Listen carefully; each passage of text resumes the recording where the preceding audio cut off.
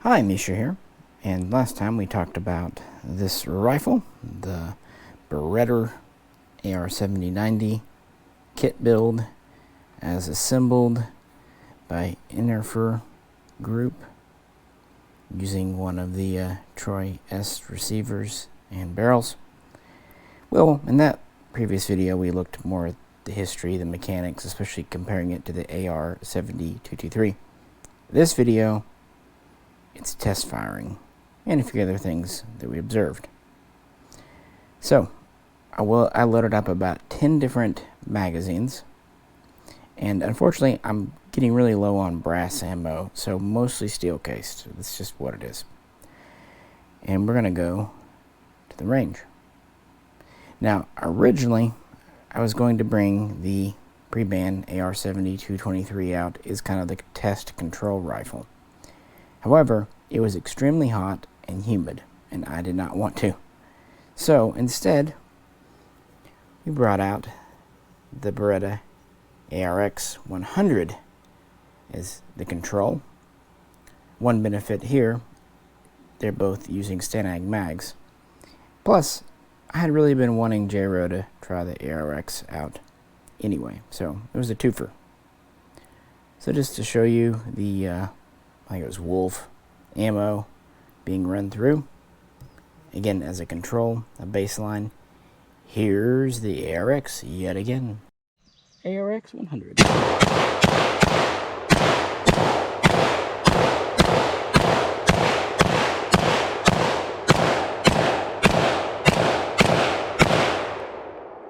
She held open. Another reason for the ARX has more to do with the magazines. You know, Stanag is a great theory, but back in the 20th century, it was more a theory than practicality. Guns like the Spanish Set-Me L, in theory, used Stanag mags, but in reality were a little different. And Beretta was kind of the same. They used a steel type mag. Here we go, this is a 70-90 mag. It does have a last round hold open follower and a unique floor plate. Nominally interchangeable, may not always be the case. I noticed that the current ARX 160, ARX 100 mag is very similar. In fact, you can tell it's just an update of the same basic pattern. There are a few differences, but they are minor. So that just seemed like a great idea. So let's try out the AR70-90 for the first time with an ARX magazine. First shots. Very first shots out of the AR70-90. Got some kind of thing here. Yeah, feed error. It Yeah. didn't ramp in. So that's the one. We did have one that was doing that during testing. All right, we'll pause there. Not exactly making me happy, but also not unexpected for the first shots out of a build. And that's kind of how builds go. In fact, during the very early test fire, before the gun was even finished, it was having trouble with some Stanag mags. So let's take that out and try a surplus mag, and also to give the rifle more of a shot, let's try it with brass cased, and I believe it is Fiocchi, which would be the Italian military ammo. So one of its mags with brass ammo. Keep in mind these are used mags though, so you do kind of run some risks there.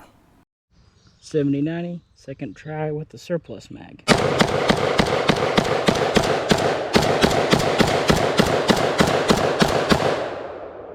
Well then. That looks better. How about that? So surplus mag, brass ammo, did pretty good. Now let's try it with surplus mag. Again, I brought I think 5 of them out, different models, but same mag really. Let's give it a go with steel case, see how that goes. 7090 again with the surplus mag.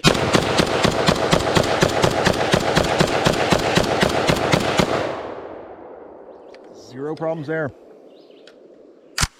Okay, huh. Okay, not bad. Feeling better. The gun is a delight to shoot. Part of it is the simple fact that it's got a good chunk of weight behind it. And having a rubber recoil pad, that's never a bad thing either. Fixed stock, not having to worry about a folder. And the trigger is fine. I really can't complain. Actually, it's pretty decent trigger if I'm being honest. So with that, we'll just keep on with the day. AR70 with another surplus mag.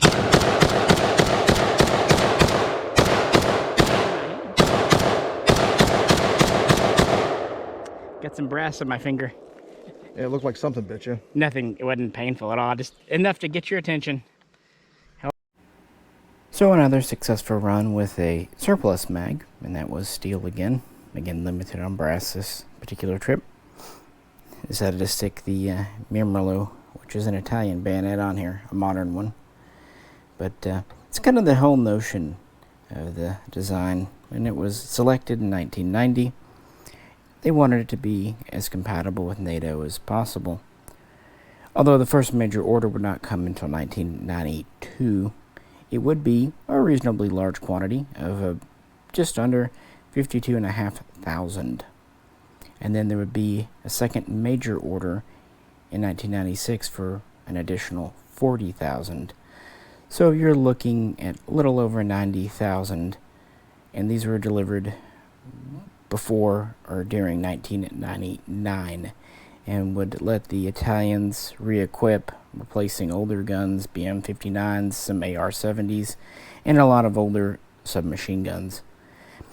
A little bit ironically, the first place the 7090 was deployed, was down to Sicily, beginning in 1992, not to combat an enemy opponent so much, at least militarily, as the Mafia. They would also quickly deploy it in 93 in Somalia in that conflict, peacekeeping operation. And it would see service beginning in 2001 in Afghanistan, and 2003 in Iraq, and a few years in Lebanon, and several other fun NATO spots around the world. Well, we've been running out with a few surplus mags. I'm thinking maybe it's a break-in issue, and now that it's had a few rounds through it, let's go back and try another ARX mag, but we'll try a different one because I brought, I think, 3 of them out. See if it likes it this time. 7090, third try, again with the ARX 160 mag. Same thing. Yeah. Yeah, you gotta. It's not ramping up into the feed. Yep, it's gone. Well, the angle's a little messed up. All right, we'll keep on. Nope, still not going well with the ARX mag. So we'll switch back to surplus. All right, 7090 again. Hey, and the bipod's out. This is a different mag, by the way. Different mag. Still got a feed ramp problem. A little bit in there, yeah. It went in further. It did. It's overriding. Okay. I mean, the last one was almost stovepiped. Yeah, this one's in, but the bolt's kind of overriding it, if you see. Yep. Alrighty. So with the fourth surplus mag we tried, we had a little hiccup. It wasn't quite as severe as the one with the ARX mags we tried in it, but it seemed like the bolt didn't have quite enough oomph. So I'm kind of curious, and since we brought the ARX out as a control, let's take that same surplus mag and put her in here and see, is it a mag issue or a gun issue? That's why I always like to bring out a control gun.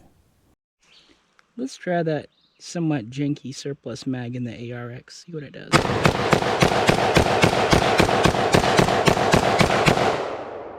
Oh, Mikey here likes anything. Yeah, likes it. So it cycled just fine in the ARX. So I'm going to say not so much a mag issue, although you can get into tolerance stacking. That's the point of a build, guys. There is going to be a little work, a little troubleshooting, a little fine-tuning. After all, you are combining surplus parts with an unknown history with new US parts and having to modify things like the trigger group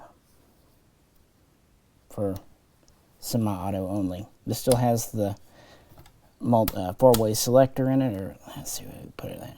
But it only works in semi. 2, 3, okay, yeah, 4, because if you have it charged. But of course, it's just safe in semi. Honestly, I'm not disappointed. The jams have been very light, easy to clear, and kind of what you expect, especially with steel-cased ammo. I have a feeling if we had more Fiocchi, we may not have them all. But anyway, wanting to be thorough, we have one more surplus mag loaded and ready to go. Last of the surplus mags for the 7090.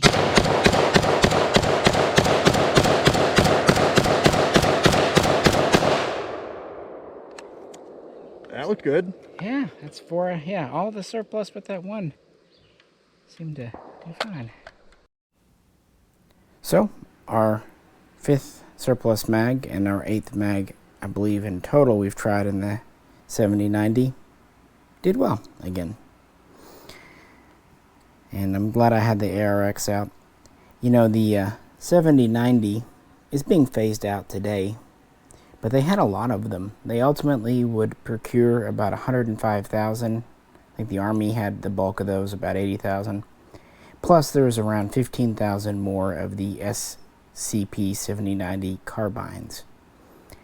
The major orders were over by 1999, but there would be small batch deliveries into the 21st century. The ARX system, the ARX-160, actually started off as an updated, modernized, improved 7090. But by 2005-2006, it was really evolving into its own gun. And in 2008, it was selected as Italy's next standard issue service gun. That same year, they would receive their final batch of 500 SCP-7090s.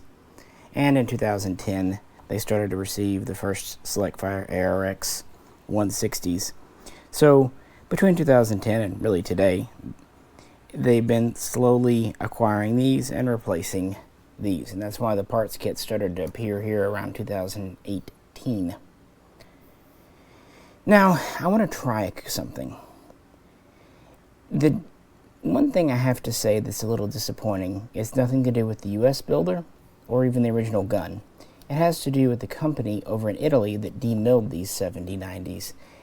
To say they didn't take a lot of care would be an understatement. They didn't. In fact, the first guns they demilled, they didn't even think to save the small parts and threw them away. So basically they were, what, furniture?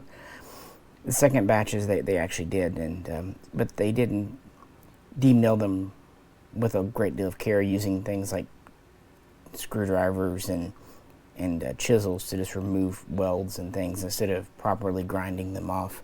So some of the kits have wear that they really shouldn't have, but considering how uncommon 7090 kits were before, we are in a beggars can't be choosers situation. Keep in mind too, we have a US barrel with a US gas port, so that does change things a bit. Luckily, unlike the AR70, this is on the 7090.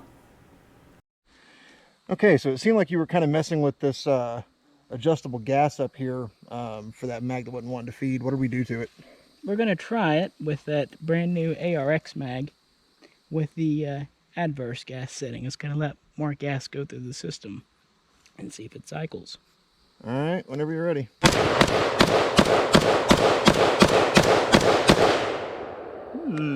Mystery solved. And that was not too harsh shooting, all in all, for adjustable. Usually when you put it on the adverse on any gun, it's kind of punchy. That was a little bit more recoily. So yeah, kind of interesting data point there. So you're thinking it was a bolt speed kind of thing before? Not necessarily. We'll see. We'll keep working. Sure. So it did work with the ARX mag when I put it on the other gas setting. Now normally you would say we shouldn't have to do that, and you would be correct. But do keep in mind that would have been with an original rifle and, you know, good condition, new condition, and more importantly, an original rifle being fed the 62 grain brass cased Fiocchi it was designed for.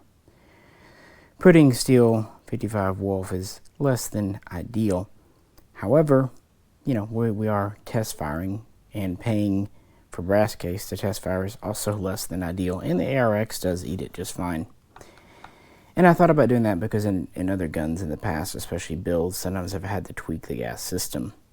It could be a break-in thing, and I would say maybe a little under gas, but on the other hand, it did hold open on every mag that it cycled. So that tends to mean it's not super undergassed if it's so. And shooting it, it did not feel particularly undergassed or overgassed. Although, again, some of the ammo wasn't being flung out very far. But I mostly attribute that to, well, Wolf. I've even had that with Swiss guns.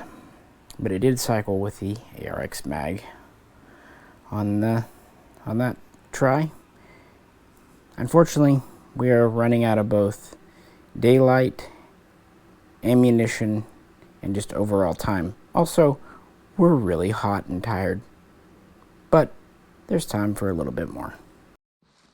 AR70, last mag of the evening.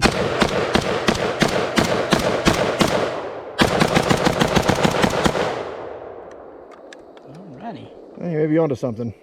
I think so. And so we at least got to end the session on another high note.